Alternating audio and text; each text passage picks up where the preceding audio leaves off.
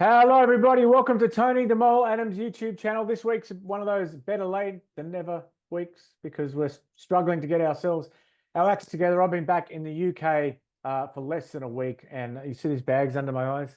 I'm surprised they didn't charge me excess baggage for my eyes on the way back.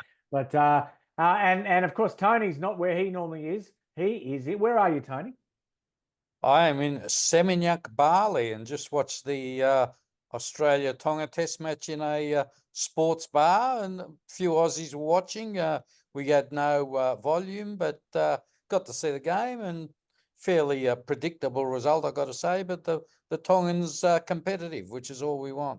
Yeah, Tony, I thought it was like an NRL game, really, wasn't it? It was very kind of strategic and grinding, and really it was a couple of well, it was an intercept, and then there was a Paul Alamotti being palmed off by Hamiso Tabuai-Fidow, and then of course right at the end, Tom Dearden against a tiring defence. But just that extra, I guess, as I said, a couple of little errors from the Tongan team and a little bit of tiny sort of spark of magic from some Australians at key moments.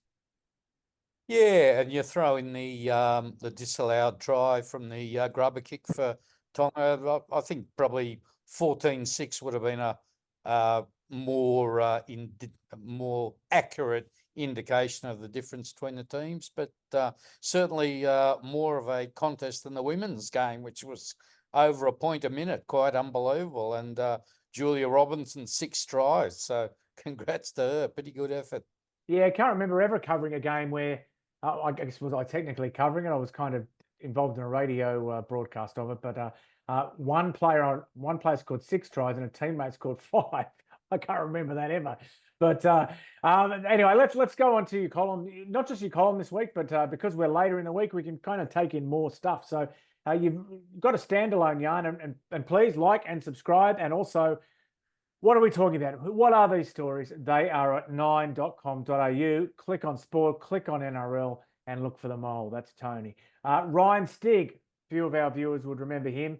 He was around about under a decade ago, wasn't he? He's 34 now, but you've written a story that it's quite a good story. I won't spoil it. Tell us about Ryan Stig.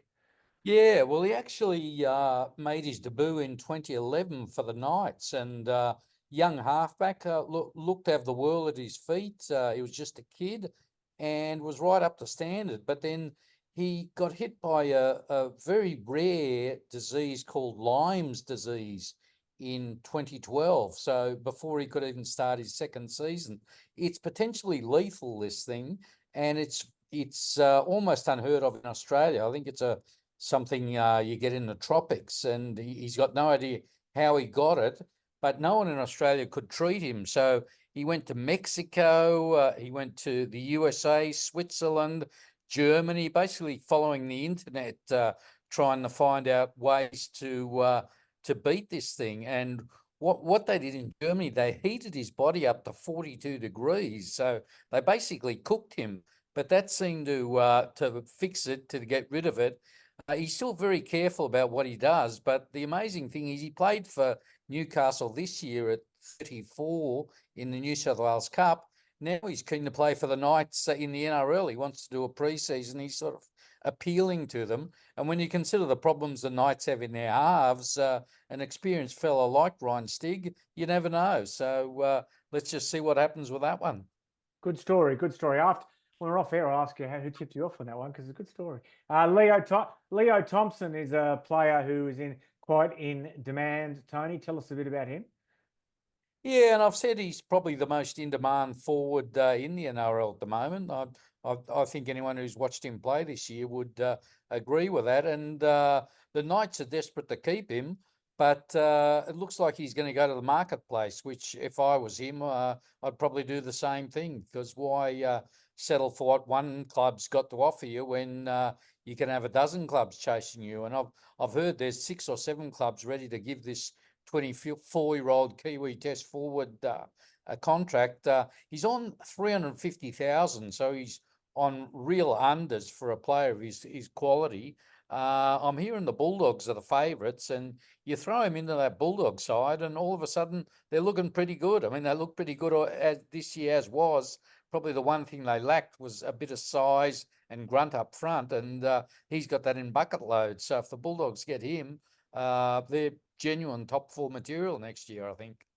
Now, Tony, this Colin Parr has put the cat amongst the pigeons over here in the UK. I was lucky enough to go to both grand finals this month. I went to the NRL grand final, and then 6 days later was very bleary-eyed at Old Trafford, although not as tight as I am now for some reason. But Wigan have won every trophy available this year, 4 trophies. And you've got a Colin Parr about their coach Matty Peet, and about the fact that he may have attracted a bit of interest from the NRL. Yeah, well, you look at Matty Peet's record. I think in 4 years he's won something like 7 trophies at Wigan. So that's pretty impressive. Now he is on a 7-year contract. We have to emphasise that. But contracts are made to be broken, as we know, and there's often clauses in them relating to the NRL. Peet's record is 77%. Ivan Cleary, who's being talked about as the new messiah here, his win record is 57%. So it just shows you how good Matty Peet is as a coach. And it definitely attracted the attention of some NRL clubs who have been struggling the last few years. I'm not going to name names, but you can use your imagination. I'm not going to roar like a tiger, but that's certainly one club. It would not surprise me, particularly with their chief executive Shane Richardson having close ties with England. I'm not saying Benji's gone by any means, but he'll want to win some games this year, Benji, after the club won 3 wooden spoons. And Tigers aren't the only ones. A couple of other clubs, again, shall remain nameless. I will do a follow-up question on this one. Is he under consideration as a head coach or as an assistant? Oh, I think definitely as a head coach, when you've got his success rate, you wouldn't come to be an assistant. I mean, it's early days and no one's lost a game yet next season, but we get to the midway point of next year, and there are clubs down the bottom of the ladder that we expect to be down the bottom of the ladder and struggling to win games. He might be getting some phone calls, Matty Peet. Now, you got a nice little item. It was a 22-all draw last week, and definitely the closest international game I've had so far in this very young international season, between the junior Kangaroos and the junior Kummels. And 2 of the players the players on either side, 2 of the leading lights in that draw, they're mates, and they go to school together at Keebra Park High. Can you tell us a bit about those fellas? Yeah, that's right. And first of all, a really stunning result for the junior Kummels to draw 22-all with an Australian team that is, littered with players who are going to be first graders in the next few years. But PNG prop Zach Cumbanong and Australian utility back Mason Barber, they were 2 of the standouts in the game, and they're best mates at Keebra Park High School on the Gold Coast. I think that's Benji's old school, isn't it? Keebra Park, and a renowned league nursery.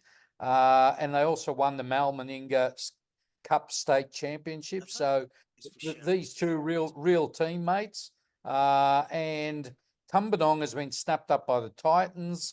Barber has gone to the Cowboys. So I'm sure we look back on this item in 3-4 years' time, and I'll be very surprised if these guys aren't first graders by then. Let's give the viewers a bonus item because they've waited a couple of extra days this week. Selwyn Cobbo, you wrote a yarn about him and his future. Yeah, I did. And I said what a lot of people have been thinking, that he hasn't been happy at the Broncos. He had a pretty miserable year at the Broncos. I think he scored 6 tries this season. The last 2 years he scored 18 and 20 tries. And I've got to say, I saw a few games where he just didn't look interested. And in his defence, he wasn't the only Bronco who didn't look interested this year. But there are a lot of reports linking him with the Cowboys.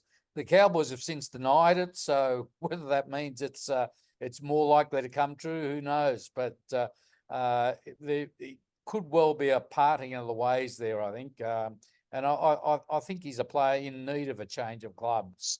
And we've seen what this time 12 months ago we were saying Luke Brooks needed to leave the Tigers. Well, look what a year he had at Manly. Sometimes a a player just reaches his use-by date. He's not focused. He's not happy. And I think Selwyn Cobbo fits into that mould. So watch this space. That's all I can say. Sure.